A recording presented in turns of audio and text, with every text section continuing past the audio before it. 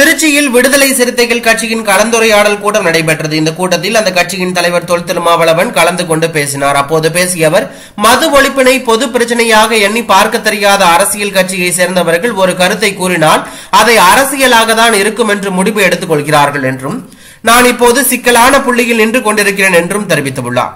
மேலும் மது ஒழிப்பை 100% தூய நோக்கத்தோடு, சமூக பொறுப்போடு, தொலைநோக்கு பார்வையோடு விடுதலை சிறுத்தைகள் கட்சி கையில் எடுத்திருப்பதாக தெரிவித்த அவர், கூட்டணி கட்சியாக இருந்தாலும் பிரச்சனைகளை நாங்கள் துணிந்து பேசுவோம் என்றும் கூறினார். தொடர்ந்து பேசிய அவர், ஈழத் தமிழர்களுக்காக அதிமுகவோடு பயணித்த இயக்கம் விடுதலை சிறுத்தைகள்.